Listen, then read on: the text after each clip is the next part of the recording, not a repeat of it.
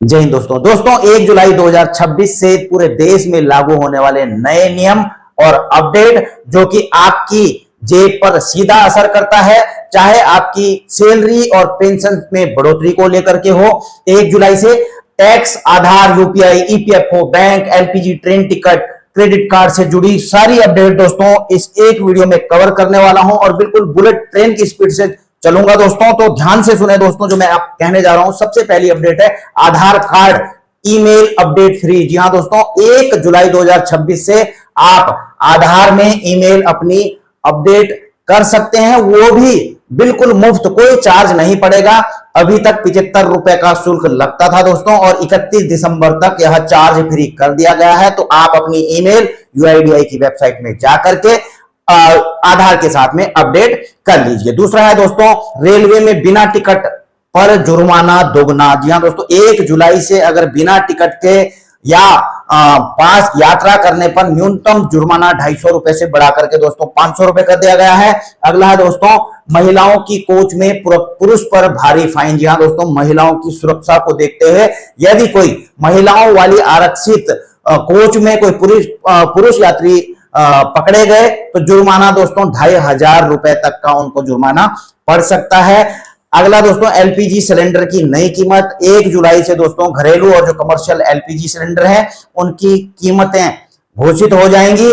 अब ये डिपेंड करता है दोस्तों, अभी तो वैसे आपको पता है ग्लोबल क्रूड ऑयल के भाव के हिसाब से सस्ता या महंगा हो सकता है। आप बताइए दोस्तों, सस्ता हो गया महंगा हो गया, कल आपको पता लग जाएगा। इस पे एक और अपडेट है दोस्तों कि पेट्रोल डीजल की बिक्री की लिमिट भी दोस्तों 1 जुलाई से हटा दी जाएगी। कमर्शियल बायर रिटेल पंपों से फ्यूल खरीद सकेंगे।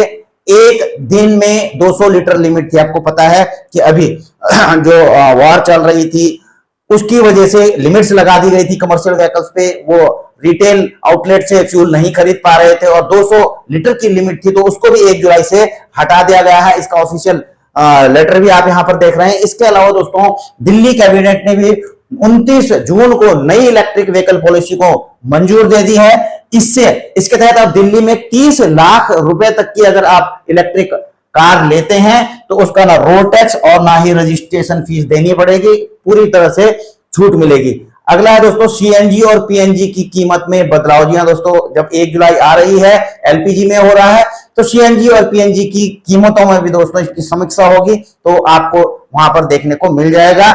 अगला है यूपीआई से पीएफ की निकासी। जी हां दोस्तों, जो प्रोविडेंट फंड होता है, अभी आपको काफी प्रक्रियाओं से गुजरना, उसके लिए अप्लाई करना पड़ता है, इसके बाद आपके खाते में आता है। लेकिन अब इसको प्रक्रिया को आसान कर दिया गया है और ईपीएफओ के थ्रू अगर आप जो है पीएफ निकासी करते हैं तो बिल्कुल यूपीआई के थ्रू कर सकते हैं दोस्तों। तो ये भी अच्छी खबर है ईपीएफओ पेंशन वालों के लिए। इसके अलावा पेंशन नहीं, ईपीएफओ के जो कर्मचारी हैं। अगला सैलरी, और मैं 10वें नंबर को पहले ला गया हूं। मुझे पता है कि हमारे जो दर्शक हैं सैलरी और पेंशनर्स हैं, तो उनको काफी वो होगी कि भाई सैलरी पेंशन में कहां पर बढ़ोतरी हो रही है। 1 जुलाई से हो रही है दोस्तों सैलरी पेंशन में बढ़ोतरी। सैलरी और पेंशन भोगियों के लिए दोस्तों खुशखबरी। जी हां, आपको पता है कि सैलरी का किस प्रकार से 1 जुलाई से सैलरी में बढ़ोतरी होगी दोस्तों। पहली बात तो आपको पता होना चाहिए कि 7वें पे कमीशन से वेतन आयोग से सैलरी आपकी 1 साल में या तो जो सैलरी में इंक्रीमेंट लगता है, या तो फिर 1 जुलाई या फिर 1 जनवरी को आपकी सैलरी में इंक्रीमेंट लगता है। कुछ का 1 जुलाई को, कुछ का 1 जनवरी को, जो भी आपको बेनिफिशियल हो तो वो फिक्स कर दी गई थी। तो जिनका 1 जुलाई को सैलरी में इंक्रीमेंट लगता था तो उनकी सैलरी तो दोस्तों यहां पर बढ़ गई।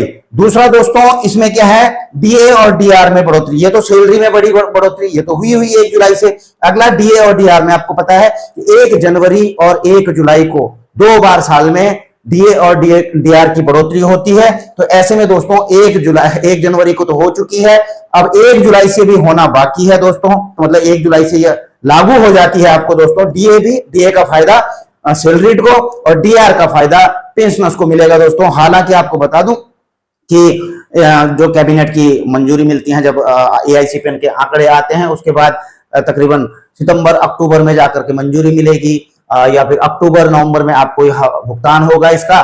तो ऐसे में दोस्तों मिलेगा आपको 1 जुलाई से ही, ठीक है। तो बढ़ोतरी आपकी 1 जुलाई से ही होगी। कितनी बढ़ोतरी होगी मैं आपसे भी पूछना चाहूंगा। वैसे जो अभी आंकड़े चल रहे हैं उसके हिसाब से मैं बताऊं आपको कि 3% के लगभग लग रही है कि 3% की बढ़ोतरी होगी, पर आपसे यह भी पूछना चाहूंगे अभी क्या मिल रहा है आपको, ठीक है। अच्छा, अगला है दोस्तों, पासपोर्ट फीस बढ़ सकती है 1 जुलाई से दोस्तों। पासपोर्ट बनाने या फिर आप उसको रिन्यू करने जा रहे हैं तो उसकी जो फीस है उसमें बढ़ोतरी की संभावना है। और भाई पासपोर्ट वालों को यह पता होगा और उन्होंने अभी तक कर भी लिया होगा, मतलब अप्लाई कर दिया होगा। किसी ने एक्सपायर होने वाला हो तो जो भी है, ठीक है, रिन्यू करवा लिए होंगे। क्रेडिट कार्ड और बैंकिंग नियम, कुछ बैंकों में क्रेडिट कार्ड की फीस लिमिट या इंटरेस्ट रेट में दोस्तों बदलाव हो सकता है। केवाईसी अपडेट और डिजिटल पेमेंट नियम भी इससे प्रभावित होंगे। और अगला है दोस्तों, महत्वपूर्ण है आपके लिए आईटीआर फाइलिंग की अपडेट। जी हाँ दोस्तों, आपको पता है इनकम टैक्स रिटर्न फाइलिंग की डेट जो है 31 जुलाई है। उसके बाद तो खैर भरेंगे तो उसमें आपको जो है चार्ज देना पड़ेगा।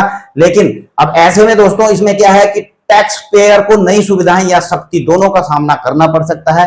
क्यों? क्योंकि अब 1 जुलाई से दोस्तों, क्योंकि 31 जुलाई लास्ट डेट, तो 1 जुलाई से काफी रश हो जाएगा दोस्तों। इनकम टैक्स आईटीआर फाइल करने की होड़ मच जाएगी, वेबसाइट भी काफी आपको बिजी दिखाई देगी। तो ऐसे में दोस्तों कुछ गलतियां मत कर देना, क्योंकि नियम जो है मैंने आपको पहले भी बताया था कि इनकम टैक्स डिपार्टमेंट भी एआई टूल्स की मदद से आपकी बिल्कुल इनकम पर नजर बनाए हुए है। इसलिए आप आईटीआर फाइल करते हैं तो अपनी इनकम को या किसी चीज को ऐसे छुपाने की कोशिश मत करना, क्योंकि आप वहां पर इनके टूल भी देखोगे दोस्तों। फॉर्म 16 है आपके, एआईएस, टीआईएस, फॉर्म 26एस, इन सारों को मैच कर लेना दोस्तों।